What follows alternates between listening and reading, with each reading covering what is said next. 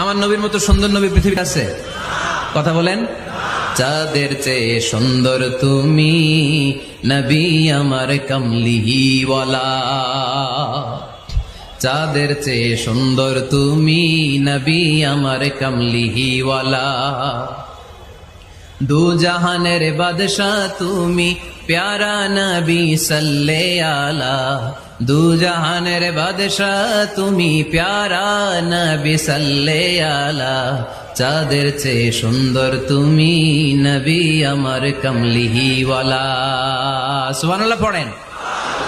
অনেকে বলে নবীদের মধ্যে ইউসুফ আলাইহিস সালাম বেশি সুন্দর ছিল, কিন্তু আমার নবীর চেয়ে বেশি সুন্দর।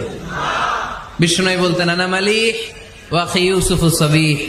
আমি হচ্ছি মালিহ, মিলহুন মানে লবণ, লবণ থেকে লাবণ্যময়ী। আমার নবী ছিল লাবণ্যময় সুন্দর, আর ইউসুফ আলাইহিস সালাম ছিলেন সাবিহ, ধবধবে সাদা সুন্দর। দেখতে ভাল লাগে কোনটা? এদিকে লাবণ্যময় সুন্দর, এদিকে সাদা সুন্দর, ভাল লাগে কোনটা?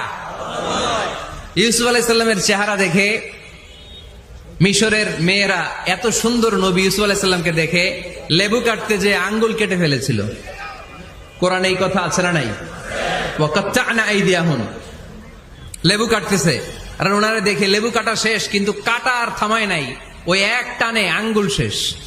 এই কথা যখন আমাদের প্রিয় নবীর স্ত্রী আমাদের আম্মা জান আয়েশা রাদিয়াল্লাহু তাআলা আনহা শুনলেন, উনি বললেন, ও মিশরের নারীরা, তোমরা ইউসুফ নবীর চেহারা দেখে লেবু কাটতে যে আঙ্গুল কেটেছো, তোমরা যদি আমার স্বামী আমার নবী প্রিয় নবীর চেহারা দেখতা, তাহলে লেবু কাটতে যে আঙ্গুল নয়, কলিজাটা কেটে খান খান করে দিতা।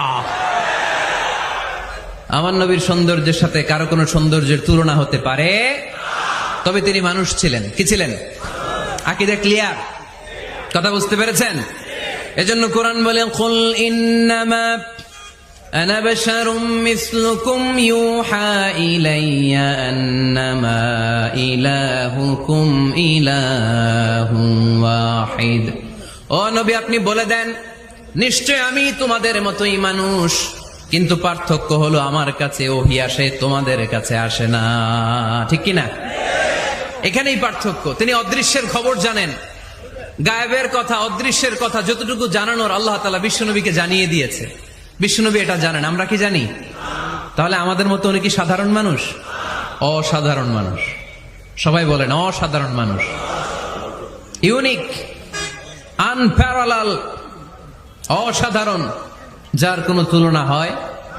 ওনার তুলনা উনি নিজেই।